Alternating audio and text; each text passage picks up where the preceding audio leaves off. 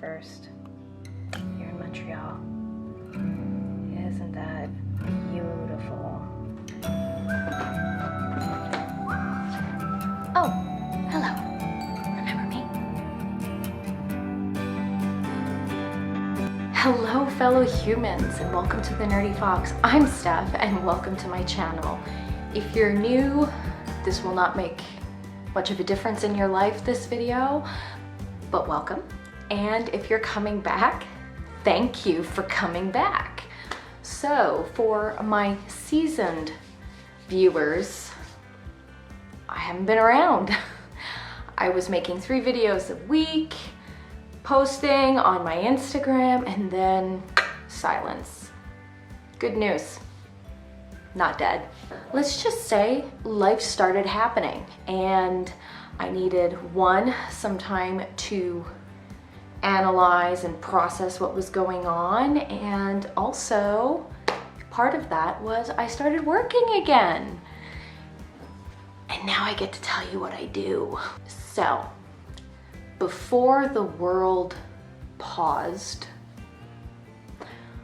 I worked for Comic-Con, and this is Comic-Con in Eastern Canada. So I was the exhibition hall director for Montreal Comic-Con, Ottawa Comic-Con, Laval Comic-Con, Quebec City Comic-Con, and our newest one that was supposed to happen in 2020, Winnipeg Comic-Con.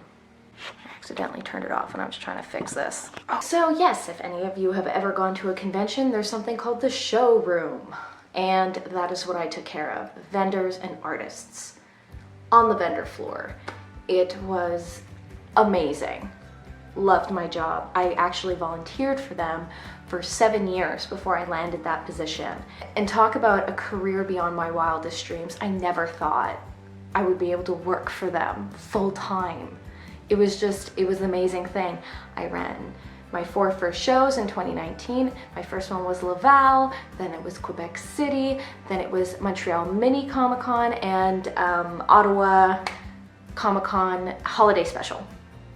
They were all the smaller shows, but it was a really good way for me to get started in that position because, like I said, I volunteered in many different departments, but I'd never actually worked in the exhibition hall department, so it was a good way for me to get my grips on it, and I loved every second of it. It was stressful, there was very, very anxious moments, but it was amazing and I loved my job. And then 2020 hit, so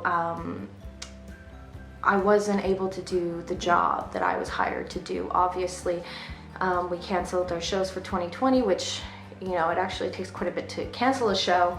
And then I went on unemployment late last year, and then I found you guys to do this. So it was you know, a good filler. But due to some life changes, some good life changes, I've been officially hired back. I obviously will not be doing that for now, but here's the cool part. I help work at the comic book shop that the company owns here in Montreal, which, yay. And I help out with some auctions that we do on the weekends and in the evenings. And yeah, so I'm doing that now, and it's great and it's wonderful. And I'm really, really happy to be working with the guys all over again. It's nice. I feel more like myself than I have been in quite some time, so yay. So that brings me to you guys. I haven't seen you very much. Obviously, I haven't been posting. I've been trying to just, you know, get used to this new life. So I knew I was gonna take a pause. I told Ariel from reading and whatnot I was gonna take a pause just to, you know, get my bearings in life again. And I feel that I have. And that's why I'm making this life update video for you guys. I will not be posting 3 times anymore. There's just no way. I want to burn myself out. But I will be trying to post 1 video a week.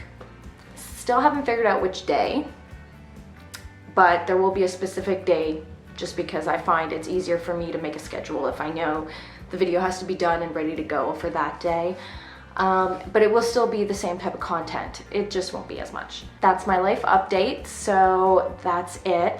I'm not going to be doing a wrap up for April because I haven't read that much. It's just, that's just where my life has been in April, and that's okay. So I will do a little bit of what I've read recently and what I'm currently reading with you guys right now. Oh, and obviously some comics that I picked up at the comic book shop because I'm there now every Tuesday and Friday morning and Saturday, which means my eye tends to wander a lot more, which means I'm buying a lot more comics and books. Okay, so I finished reading The 10th Girl by Sara Faring.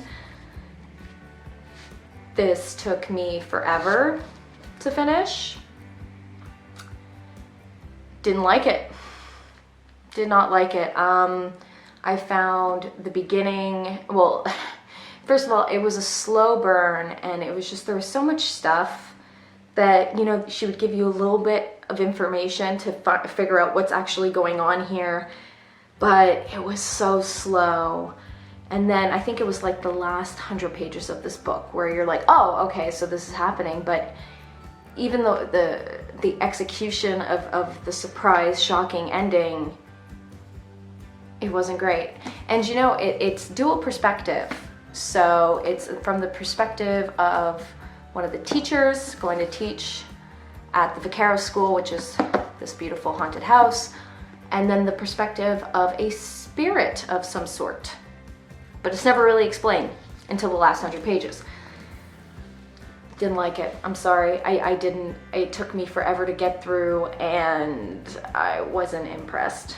I'm sorry. I also read A Deadly Education. I think I have like, honestly, maybe 20 minutes left to listen to on the audiobook, which I'm gonna hit today. So I have to say, like, the first chapter didn't interest me, but then by the second chapter I was in. And the ending, like I said, I'm near the end. It didn't grab me as much as the rest of the book. But I still have 20 minutes, so, but I kind of see where it's ending. I enjoyed it. It's like, it wasn't the best book I read, but it definitely wasn't the worst, and it was interesting. I mean, it was okay. And it's funny because the reviews, it's either they really, really liked A Deadly Education or they really, really hated it, and I'm in the middle. So, I am currently reading Ruthless Gods by Emily Duncan. That is the second book in the Wicked Saints series, and I picked this up as soon as I finished The 10th Girl, and I said, yeah, so this is how I'm supposed to feel when I'm reading a book that I'm interested in. I didn't get that far. I'm only like page 95, but I'm already really enjoying it. It took me a second to remember how Wicked Saints ended, but I'm really, really enjoying this. Really love the religion system / magic system, however you want to look at it.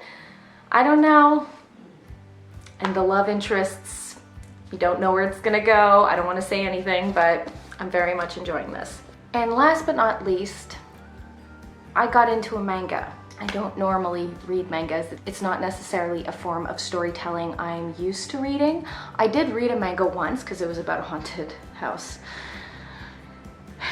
Yes, I have a pattern. And I thought it was okay, like, but I didn't get like heavy into it or anything like that. But scrolling on Instagram one day, and there's an advertisement for this manga reading app called Manta. Not a huge thing. I was actually on the phone with Ariel from Reading and Whatnot when it was happening, and I had a couple panels about one story that you could read on Manta, and it was called Under the Oak Tree, and it grabbed me by like the 4 panels. It was just, ugh. And so there was already 25, they call it episodes, 24 episodes that were out. I read the first 4 because they were free. And then all I had to do was pay $4.99 for a monthly subscription, and I had to because I needed to know where the story's going. It's amazing. I don't know what it is specifically about this story, but I'll give you a little tiny synopsis. It's about a girl, well, it's about this married couple, but we'll start with the girl because you only really learn more about the guy later on. But the girl, she is the daughter of a duke, She is a battered woman by her father. He beats her constantly. She has a stutter, which, what came first, the beatings or the stutter? I don't know. And she's just constantly scared. Like, even her maid spoke to her horribly. She was not treated well in her household. And you find out that she was forced into this marriage with this guy who's like a low-ranking royalty guy, because he has a castle. I don't know how he's low-ranking. Anyway, so he's a knight, and they were forced into a marriage that you kind of find out the reasons why later. And, you know, oh my gosh. So she stutters, she's scared, right? Because she's never been treated properly, so why would this guy treat her properly? And it's like the low level of self-worth is incredible. Like, she just thinks there's nothing that anyone would want from her. And oh, by the way, yes, this is definitely 18 plus. There is mature content, and like, it's their first wedding night, and she's told about her marriage duties and how she needs to stay still, or else she's, you know, tainted and, like, you know, not pure. And he asked her, he's like, I won't do anything that you don't want me to. But she can't talk because she's scared to speak. What's wrong with me? Why do I like stuff with human suffering, no, specifically female suffering? Oh, I don't know. Anyway, so that's, and then, you know, so they do the deed, and it hurts her, and you know, it wasn't pleasant, like most first times. But yeah, so basically the next day he's gone and he's off to fight this war. Fast forward 3 years later, he comes back, and there's this talk about he's gonna divorce her to marry somebody else, and this and that. Anyway, so it kicks off there. So this is like fantasy romance, but heavy on the romance. And once again, it's so fascinating how certain stories can grab you.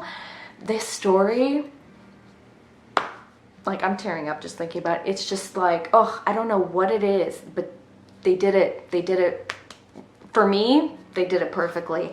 And now I have to, like, I'm subscribed to Manta, and I'm gonna be spending $5 a month so I can read this specific manga, because I can't not. But yes. Okay, and let's see what I picked up at the comic book shop. All right, so I haven't read it yet, but I'm really excited. This is like 2 stories that I absolutely loved coming together. Lock and Key in the Sandman universe. I don't know what this is about, but I loved Lock and Key. The books are better than the TV show. And I love Sandman. Thank you. Thank you. I can't wait for this. Knock 'em Dead 4. Still haven't read Knock 'em Dead 1 through 3, but what you gonna do? I'm still gonna pick them up.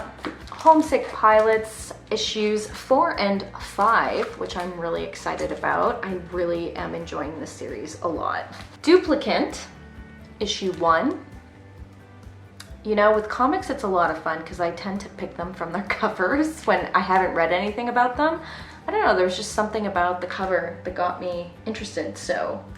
And I wonder, wait a second, who is the, okay, and it's an indie publisher, like, it's called Second Sight Publishing.